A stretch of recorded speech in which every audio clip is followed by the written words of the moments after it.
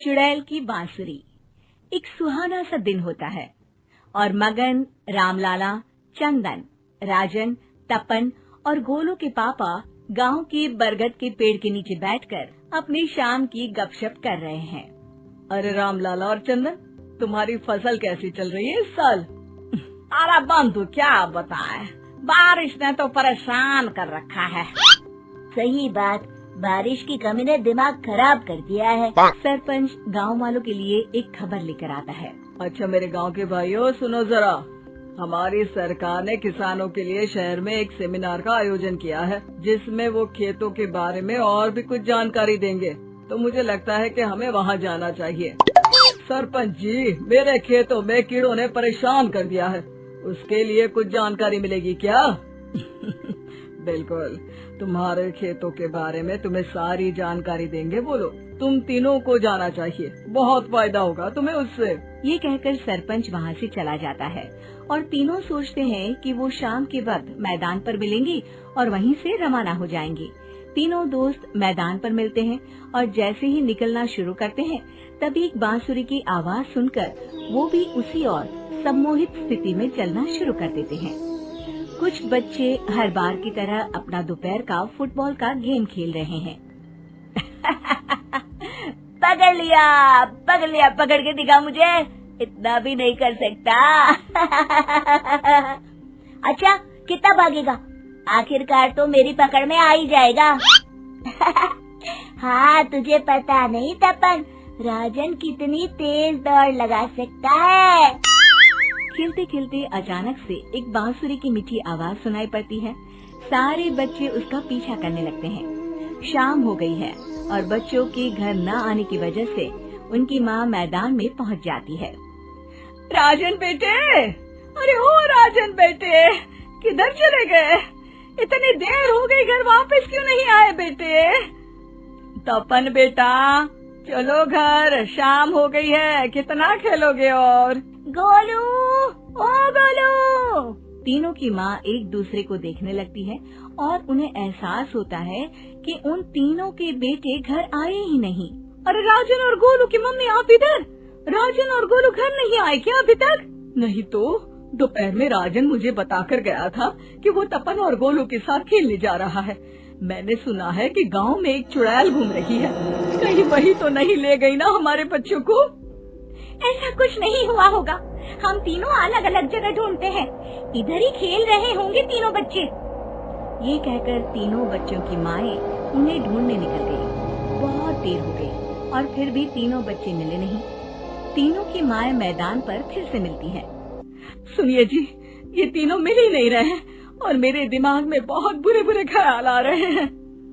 आप चिंता मत कीजिए, हम सरपंच से जाकर बात करते हैं, वो हमारी मदद करेंगे। गोलू की माँ सही कह रही हो, चलो चलते हैं।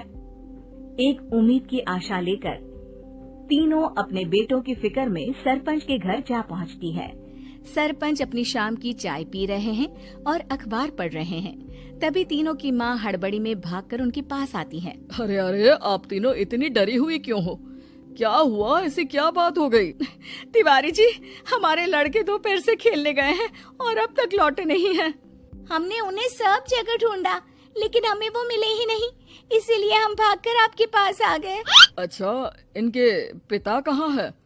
ये कुछ काम के लिए शहर गए हैं, इसीलिए हम भागकर आपके पास आए हैं। हाँ, मैं उसके बारे में भूल ही गया था। एक काम कीजिए, मुझे उस जगह लेकर चलिए जिधर वो आखिरी बार खेल रहे थे। सरपंच घर से एक डंडा लेकर तीनों के साथ मैदान की ओर निकल पड़ते हैं। तीनों मैदान पर पहुंच जाते हैं और उन्हें ढूंढने के लिए कुछ सुराग खोजना शुरू करते हैं। आपको कोई ऐसी जगह पता है जहाँ ये तीनों साथ में मिलते हैं? नहीं जी, ऐसी तो कोई जगह नहीं पता। अचानक से वही बांसुरी की आवाज आना शुरू हो जाता है और सरपंच सम्मोहित होकर उस आवाज की तरफ जाना शुरू कर देते हैं। अरे तिवारी जी, आप ठीक तो हैं? कहाँ जा रहे हैं? अरे ओ तिवारी जी, वो हमें सुन नहीं पा रहे हैं क्या? सरपंच बांसुरी की धुन में झुककर उसी दिशा में आगे बढ़ रहे थे। ये आवाज कैसी? ऐसा लग रहा है कि कोई बांसुरी बजा रहा हो। हाँ, सरपंच जी भी उसी दिशा में जा रहे हैं। सरपंच का पीछा कर तीनों मैदान के टूटे हुए बंगले पर पहुंच गए और सरपंच के पीछे दरवाजे के अंदर घुस गए। तीनों बंगले के अंदर झांकते हैं तो देखते हैं कि बहुत अच्छे से संभाला गया है बंगला। उतने में एक हंसी की आवाज आती है। मेरी बांसुरी, तूने मुझे आज तक कभी तंग नहीं किया। हमेशा अपने जादू से लड़कों को खींच लाती है। ये बोलते ही राजन की माँ को तीनों बच्चे और उनके पिता वहाँ चुड़ैल के पास लेटे हुए दिखते हैं। अरे वो देखो गोलू के पापा। अरे रे, अरे गोलू की माँ, अब चुप रहिए ना जरा। उस चुड़ैल ने देख लिया तो हम भी फंस जाएंगे। इन्हें बचाएगा कौन? लगता है ये शहर गए ही नहीं और इस चुड़ैल ने इन सबको भी यही बुला लिया है। अब हमें इन्हें छुड़ाना होगा। एक काम करते हैं। राजन की मम्मी गोलू और तपन की मम्मी को एक प्लान बताती है। बिल्कुल सही कह रही हो राजन की मम्मी।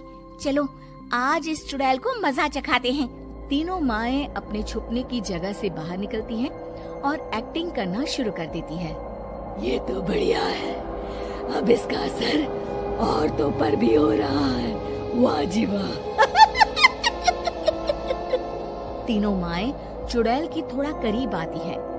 राजन और गोलू की माँ चुड़ैल को पकड़ लेते हैं और तपन की माँ बांसुरी हाथ से पकड़कर तोड़ देती है। अरे पागल औरत, ये क्या कर दिया?